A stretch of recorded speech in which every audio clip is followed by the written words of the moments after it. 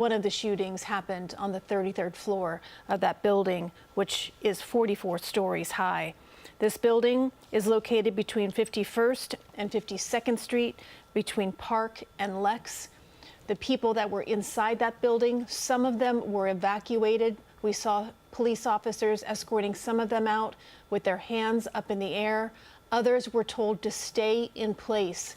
Even buildings surrounding this area, people eating dinner out in restaurants that were surrounding this area, were also told to stay in place. As you can imagine, this was a very terrifying time for many people here in New York City tonight, not just for those people, the workers that were in that building and in the surrounding area, but for many families, and of course, for the officer and the 3 others who died tonight at the hands of this gunman. Just an agonizing time as we await the mayor and the police commissioner to step up at New York Presbyterian Hospital on the east side. We're looking at a live picture on the right side of your screen, which just shows you the magnitude of what happened here, that hours later, this incredible police presence is still there. And it literally took hours to go through that building because they had to go floor by floor. Many people were barricaded inside their offices for fear. Once they heard those shots, and presumably they've seen it time and again, what could happen. For fear, they barricaded themselves in.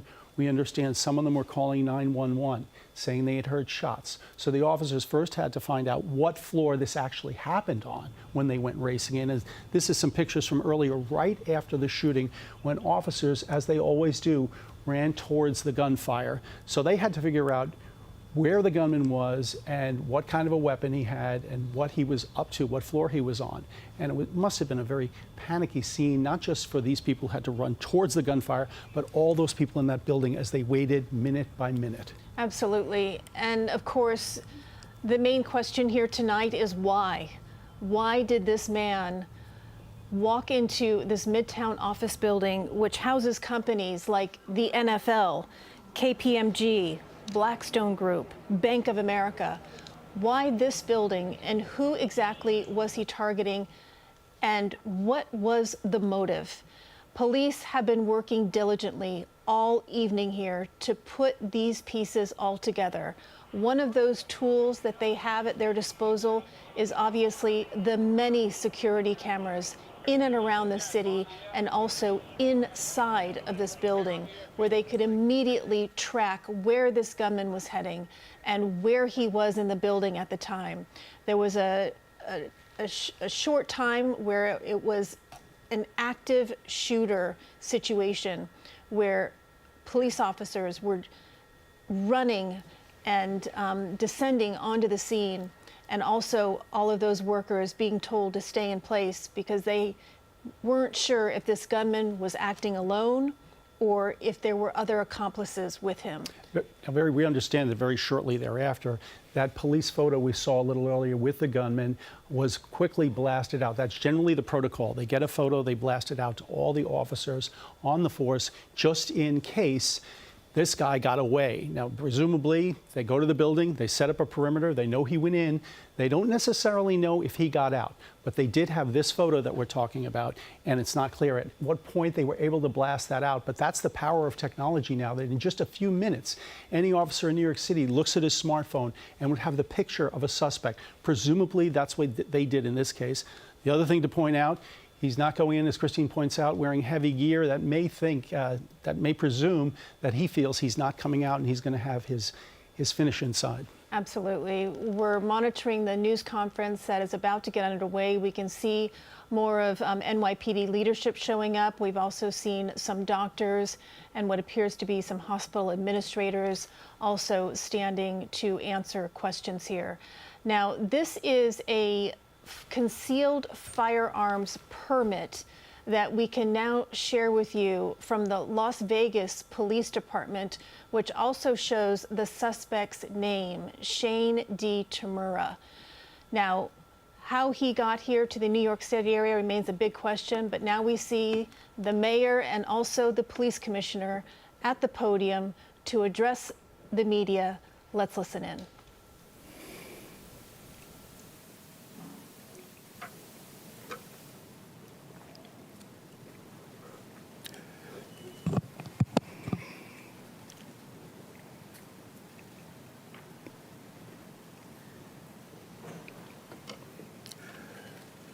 This never gets easy. I always go back to the beginning of my role as mayor in Harlem Hospital, where Officer Mora and Rivera were assassinated. And I remember watching their family members enter the hospital and a loud yell of, "No, God, please tell me it's not true." And I thought about that today when the notification came over from the police commissioner that we had a number of shots fired, and we're still unraveling what took place. And our hearts are heavy. 5 innocent people shot tonight. We lost 4 souls to another senseless act of gun violence, including a member of the New York City Police Department, Officer Islam. He served in the 47th Precinct. He was just 36 years old and a 3.5-year veteran of the department. He was doing what he does best, and all members of the police department carry out. He was saving lives. He was protecting New Yorkers. He's an immigrant from Bangladesh, and he loved this city. And everyone we spoke with stated he was a person of faith and a person that believed in God and believed in living out the life of a godly person. He embodies what this city is all about. He's a true blue New Yorker, not only in a uniform he wore, but in his spirit and energy of loving this city. And early tonight, I met with the officer's family. I told them that he was a hero, and we admire him for putting his life on the line. This was his dad's only son. I think about Jordan, my child, and it's unimaginable to experience a loss of this magnitude. And 3 other innocent civilians are also dead. 2 males and 1 female, and another male is seriously injured, fighting for his life in critical condition because of the violent, despicable attack. Additionally, the shooter is dead of an apparent self-inflicted gunshot wound. To be clear, 6 total tonight died, 1 including the perpetrator. And I'm sorry, 6 total was shot tonight, 1 including the perpetrator. No words can describe this act of evil, a man who takes the life of others who are innocent. And no words can fill the void that has been left by this tragedy. Our hearts break for the families and friends of the victims. We pray for the swift and safe recovery of the injured. The horrific crime reminds us all how easy it is to gain access to a gun. Gun violence has scarred so many neighbors and ripped apart too many families across this entire country.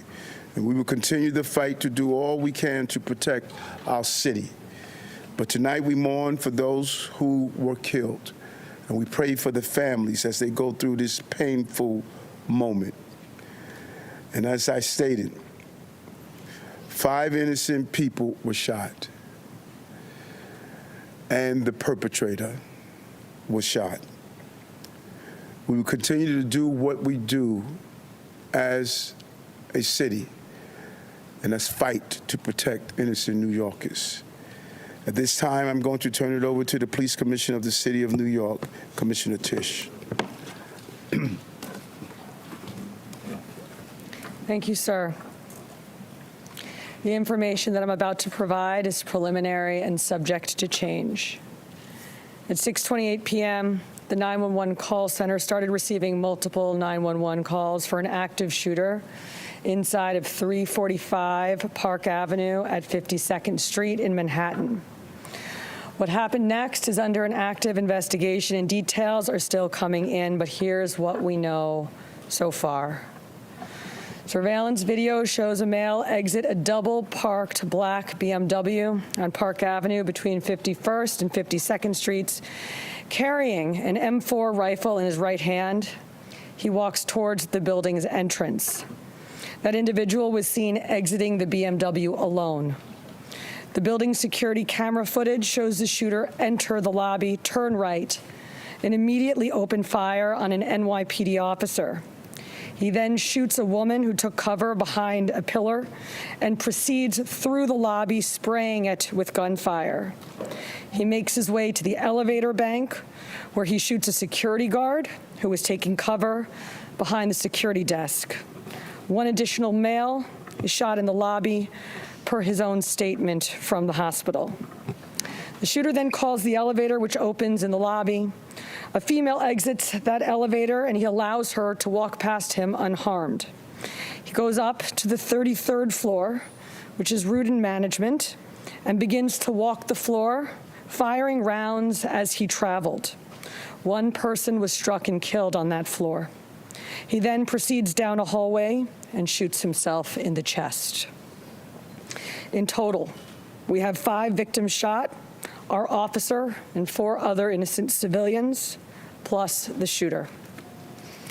The shooter is believed to be Shane Tamura, a 27-year-old male with a Las Vegas address. The vehicle he exited is registered in Nevada to Mr. Tamura. Inside of that vehicle, officers found a rifle case with rounds, a loaded revolver, ammunition, and magazines, a backpack, and medication prescribed to Mr. Tamura. The vehicle was searched by our bomb squad and found to be clear of any explosives. The initial investigation shows that Mr. Tamura's vehicle traveled cross-country through Colorado on July 26th, then Nebraska and Iowa on July 27th, and then in Columbia, New Jersey, as recently as 4:24 p.m. today. The vehicle entered New York City shortly thereafter.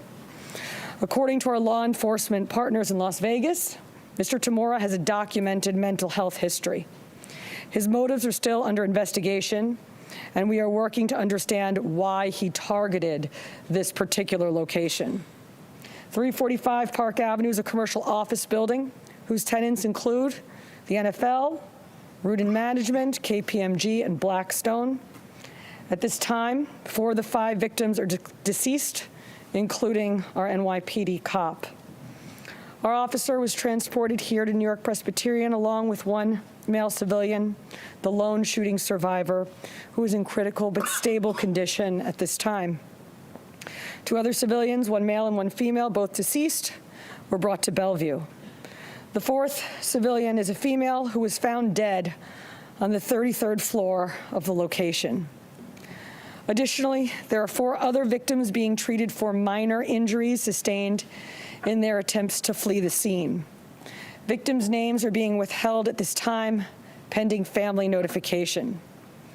Officers from our Special Operations Division are currently conducting a secondary sweep of the entire building.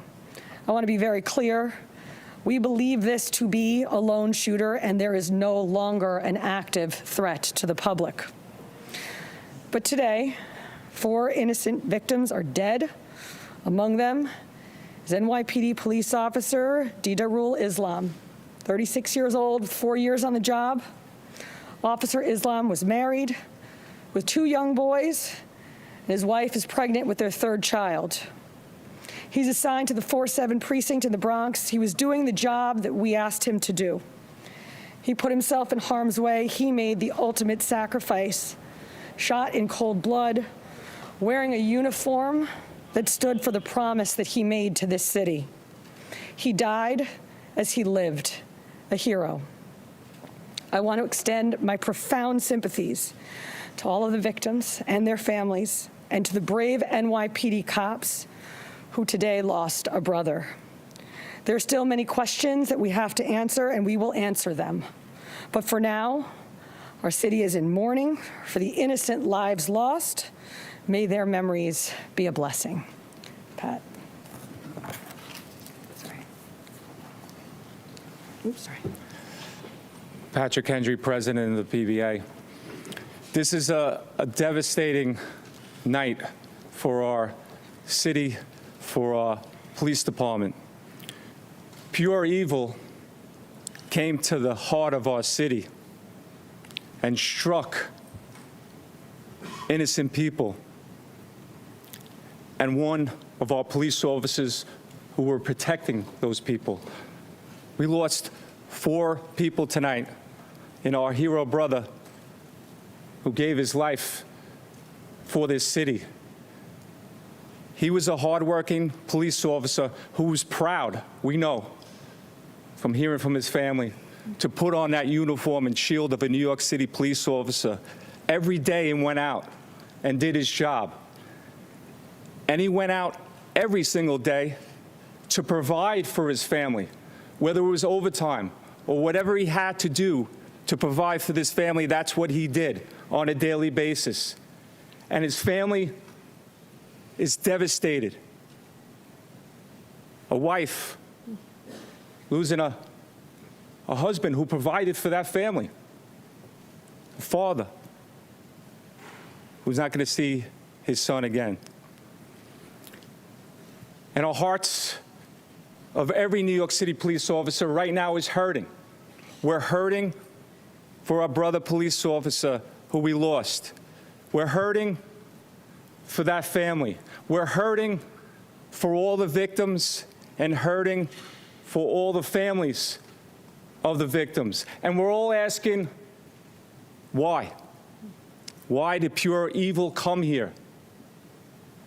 And we know our police department and our law enforcement partners will work tirelessly to get those answers. But now our job as police officers is to be there for this family, to support them in any way that we can, to come together as a city, to be there for these families of the victims.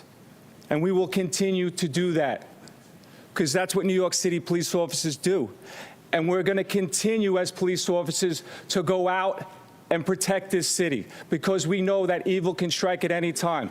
But police officers are willing to risk their lives to protect everyone in this room and protect everyone in this city.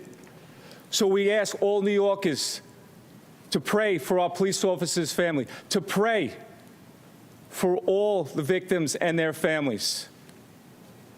And we need to stand united going forward. We thank you for covering this story. Yeah, we are also joined by our federal partners from the ATF and the FBI. I want to give an opportunity to our partner in the FBI, a special agent in charge of the New York City Field Office, Chris Rea. Thank you, Mayor. First off, on behalf of all the men and women of the FBI, I'd like to extend my deepest condolences to the victims of this senseless tragedy. And also personally, I want to extend my condolences to the police commissioner. And just please know, ma'am and Mr. Mayor, that you have the full force of FBI New York and the full force of FBI to get to the bottom of the answers. Upon learning of the incident this evening, FBI agents immediately deployed to the scene to assist our NYPD partners. While this remains an NYPD investigation, the FBI's New York office stands ready to provide any and all resources to assist our partners. Initial checks of our internal systems have not revealed any information about the subject. But when and if more information becomes available, we will share what we can, when we can, with the public. Thank you.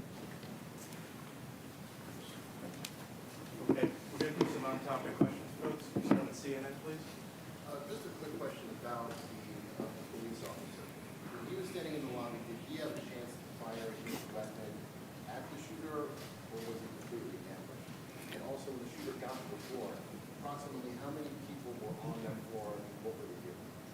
All of this information is under active investigation. Videos are being reviewed.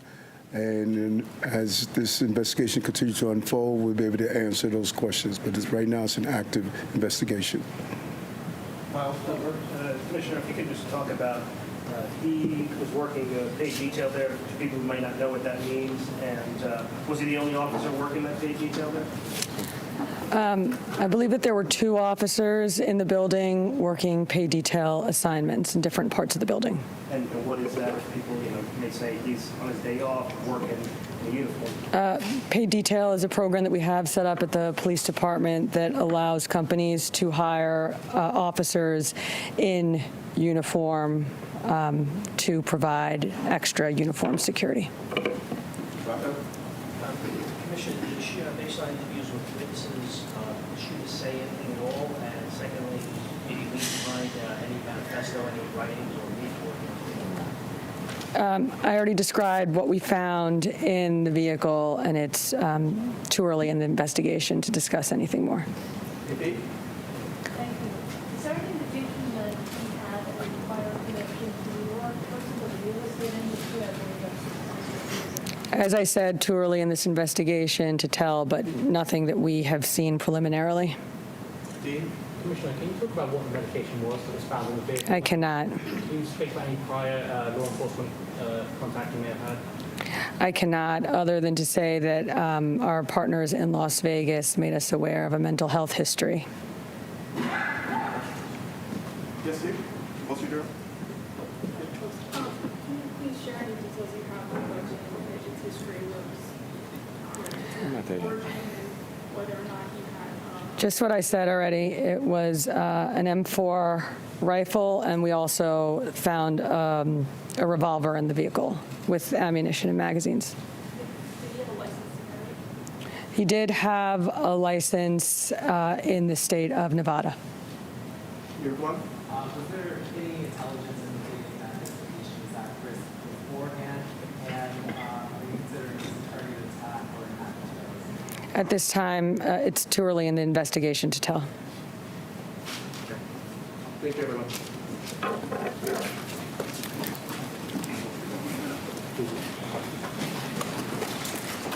All right, there you saw the mayor of New York City and also the police commissioner of the NYPD. The mayor actually taking a few deep breaths before he started to speak here tonight. And of course, the police commissioner also looking very solemn as she had to explain to the press that has been assembled at New York Presbyterian Weill Cornell the circumstances of what transpired tonight. We're following every development of the investigation. We have a team of reporters at the scene, and we'll have much for you at 11. I'm Dick Brennan. But the main headline here tonight is they did believe that this shooter acted alone, and there is no imminent threat or danger right now in New York City. Of course, we'll bring you the latest in team coverage. For now, we'll return you to programming, and our news will start at the top of the hour at 11 o'clock. For updates anytime, go to cbsnewyork.com. This is breaking news. This never gets easy. I always go back to the beginning of my role as mayor in Harlem Hospital, where Officer Mora and Rivera were assassinated. And I remember watching their family members enter the hospital and a loud yell of, "No, God, please tell me it's not true." And I thought about that today when the notification came over from the police commissioner that we had a number of shots fired and we're still unraveling what took place. And our hearts are heavy. 5 innocent people shot tonight. We lost 4 souls to another senseless act of gun violence, including a member of the New York City Police Department, Officer Islam. He served in the 47th Precinct. He was just 36 years old and a 3.5-year veteran of the department. He was doing what he does best, and all members of the police department carry out. He was saving lives. He was protecting New Yorkers. He's an immigrant from Bangladesh, and he loved this city. And everyone we spoke with stated he was a person of faith and a person that believed in God and believed in living out the life of a godly person. He embodies what this city is all about. He's a true blue New Yorker, not only in a uniform he wore, but in his spirit and energy of loving this city. And early tonight, I met with the officer's family. I told them that he was a hero, and we admire him for putting his life on the line. This was his dad's only son. Now think about Jordan, my child, and it's unimaginable to experience a loss of this magnitude. And 3 other innocent civilians are also dead. 2 males and 1 female, and another male is seriously injured, fighting for his life in critical condition because of the violent, despicable attack. Additionally, the shooter is dead of an apparent self-inflicted gunshot wound. To be clear, 6 total tonight died, 1 including the perpetrator. And I'm sorry, 6 total was shot tonight, 1 including the perpetrator. No words can describe this act of evil, a man who takes the life of others who are innocent. And no words can fill the void that has been left by this tragedy. Our hearts break for the families and friends of the victims. We pray for the swift and safe recovery of the injured. The horrific crime reminds us all how easy it is to gain access to a gun. Gun violence has scarred so many neighbors